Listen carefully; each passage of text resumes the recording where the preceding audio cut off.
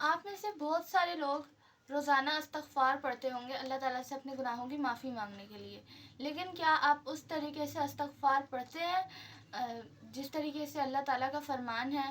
اگر نہیں تو آج کی یہ ویڈیو آپ لوگوں کے لیے بنا رہی ہوں میں، تو اس ویڈیو کو آپ نے لازمی دیکھنا ہے اور اسے کسی بھی پوائنٹ پر سکپ نہیں کرنا۔ آج کی میری یہ ویڈیو ہے استغفار کے صحیح طریقے پر۔ میں اس میں آپ کو بتاؤں گی کہ ہم کس طریقے سے استغفار کو صحیح طریقے سے کر سکتے ہیں، اور آپ کو بتاؤں گی کہ اللہ تعالیٰ کا وہ کیا فرمان ہے جس کے ذریعے سے ہمارے استغفار کی قبولیت زیادہ ہوگی۔ اور جلدی سے ویڈیو کو سٹارٹ کرتے ہیں۔ میں آپ کا زیادہ ٹائم نہیں لوں گی۔ میرا نام حفصہ ریاض ہے اور میں آپ لوگوں کے لیے اسلامک وظائف سے ریلیٹڈ ویڈیوز بناتی ہوں۔ تو اگر آپ ہمارے چینل پر نئے آئے ہیں اور آج ہی آئے ہیں، اسی ویڈیو کو دیکھ رہے ہیں، تو ابھی جائیں، سب سے پہلے جائیں اور جا کر سبسکرائب کا بٹن پریس کر لیجئے، اور اسی کے ساتھ ایک چھوٹا سا بیل آئیکن کا بھی بٹن ہے، اس کو بھی پریس کیجئے تاکہ ہماری ہر آنے والی نئی ویڈیو کا نوٹیفیکیشن آپ کو سب سے پہلے جائے۔ اب چلتے ہیں اپنے آج کے ٹاپک کی طرف، جو کہ ہے توبہ کا اور استغفار کا صحیح طریقہ۔ میں آپ کو بتاتی ہوں کہ وہ کیا کیا چیزیں ہیں جن کے کرنے سے ہماری استغفار کی قبولیت کے چانسز بڑھتے ہیں۔ تو شروع کرتے ہیں۔ قرآن مجید میں توبہ استغفار کی بار بار تاکید فرمائی گئی ہے، جیسا کہ ہم سب کو پتہ ہے۔ اب اللہ تعالیٰ کے توبہ استغفار کے ذریعے اللہ تعالیٰ کی نعمتیں حاصل ہوتی ہیں اور مشکلات سے نجات ملتی ہے اور رزق میں اضافہ ہوتا ہے۔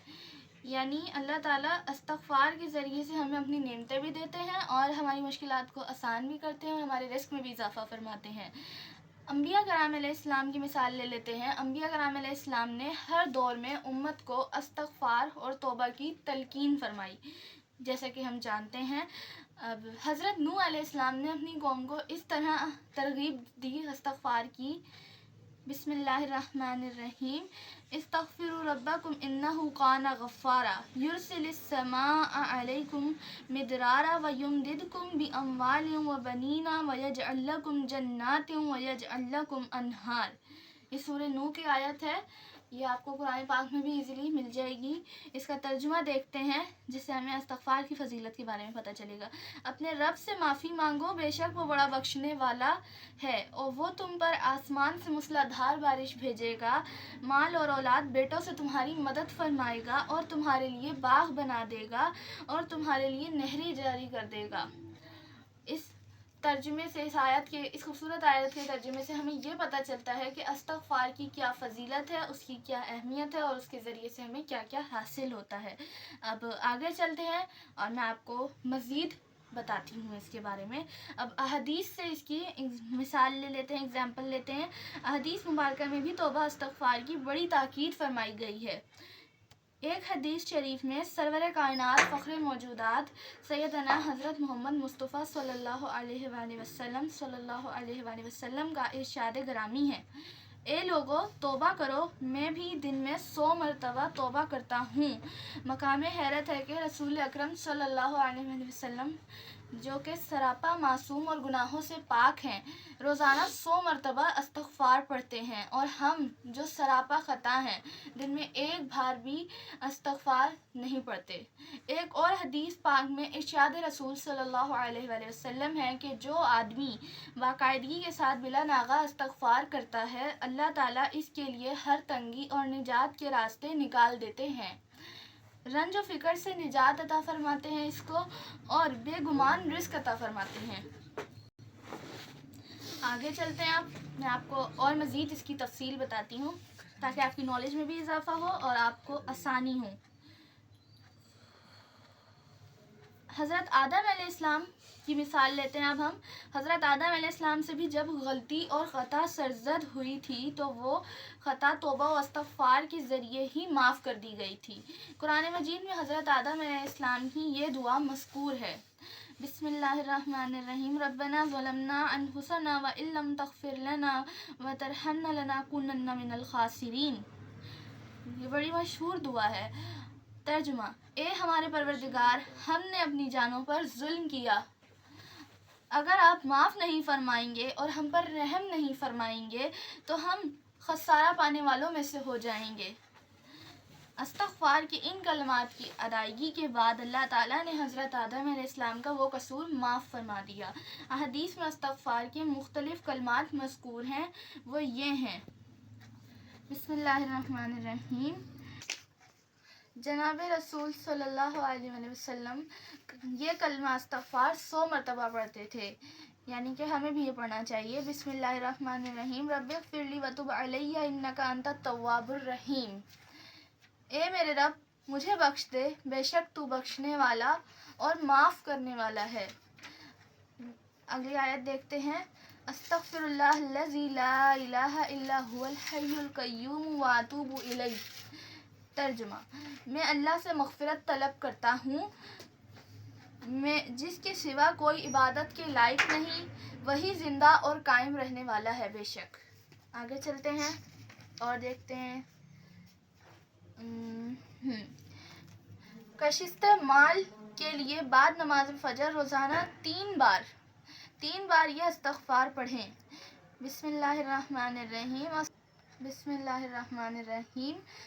تو اب کثرت مال کے لیے فجر کی نماز کے بعد 3 بار یہ استغفار پڑھنا ہے۔ استغفر اللہ العظیم الذی لا الہ الا هو الحی القیوم بدیع السماوات والارض وما بینہما من جمیع جرمی و اسرافی علی نفسی واتوب الیہ۔ یہ عمل مجرب ہے۔ شیخ المشاخ حضرت شیخ کلیم اللہ جہاں آبادی رحمۃ اللہ علیہ نے مکہ شریف میں تحریر فرمایا ہے کہ جو شخص 2 ماہ تک بلا ناغہ روزانہ 400 مرتبہ یہ استغفار پڑھے تو اللہ تعالیٰ سے علم نافع یا مال کثیر عطا فرمائے گا، یعنی اگر نیت حصول علم کے لیے ہے تو علم حاصل ہوگا، اور اگر مال کی نیت سے پڑھا جائے گا تو مال و دولت حاصل ہوگی۔ وہ استغفار یہ ہے: بسم اللہ الرحمن الرحیم، استغفر اللہ الذی لا الہ الا هو الحی القیوم الرحمن الرحیم بدیع السماوات والارض من جمیع جرمی و ظلمی و اسرافی علی نفسی واتوب الیہ۔ یہ وہ استغفار ہے جس کے پڑھنے سے جو ہے اگر نیت حصول علم کی ہوگی تو علم حاصل ہوگا، یعنی کہ طالب علم بھی پڑھ سکتے ہیں، اور رزق میں بھی برکت ہوگی اگر رزق کی نیت سے پڑھا جائے تو۔ توبہ و استغفار میں جتنی جلدی کی جائے اتنا ہی بہتر ہے۔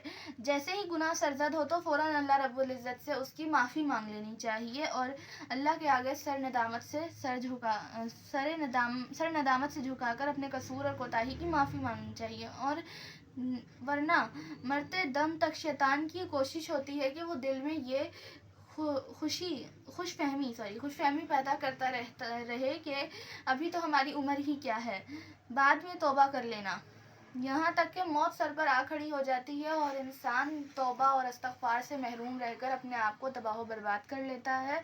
دوسری اہم بات جو میں آپ کو بتاؤں گی وہ یہ ہے کہ توبہ صرف زبانی کافی نہیں ہوتی ہے، کیونکہ اصلی اور سچی توبہ یہ ہے کہ انسان سچے دل سے اس بات کا عہد کرے کہ وہ اس گناہ کو دوبارہ نہیں دہرائے گا، اس کے قریب دوبارہ نہیں جائے گا۔ قرآن حکیم کا ارشاد ہے: یا ایھا الذین آمنوا توبوا اللہ توبۃ نصوحا۔ ترجمہ: اے ایمان والو، اللہ کے حضور سچی توبہ کرو۔ وآخر دعوانا ان الحمد للہ رب العالمین۔ اور یہاں پر میری اس ویڈیو کا جو ہے اختتام ہوتا ہے۔ آئی ہوپ ہم کافی ڈیپتھ میں گئے ہیں اور آپ لوگوں کو بہت ساری چیزیں اور بہت ساری باتیں سمجھ آئی ہوں گی، آپ کی نالج میں اضافہ ہوگا اور بہت ساری نئی چیزیں آپ کو پتہ چلی ہوں گی۔ تو آپ لوگوں نے میں نے جتنی بھی چیزیں بتائی ہیں، جو بھی آپ لوگوں کی نیت ہے اس میں سے آپ پڑھ سکتے ہیں جو میں نے آپ کو بتایا ہے۔ اور آپ کو اگر ویڈیو آج کی ہماری اچھی لگی ہو تو بیل آئیکن سبسکرائب کے بٹن کے علاوہ ادھر ایک اور بھی بٹن ہے لائک کا، آپ اس کو ضرور پریس کیجئے، اور کمنٹ باکس بھی ہے اس میں جا کر کمنٹ کیجئے کہ آپ کو ہماری ویڈیو کیسی لگی ہے۔ اب میں آپ سے اجازت چاہتی ہوں اور میں امید کروں گی کہ آپ کو ویڈیو اچھی لگی ہوگی، اور اب میں نیکسٹ ویڈیو میں ایک نئے ٹاپک کے ساتھ آپ لوگوں کے سامنے حاضر ہوں گی۔ تب تک کے لیے آپ مجھے اجازت دیں اور اپنا بہت سارا خیال رکھیں۔ اللہ حافظ۔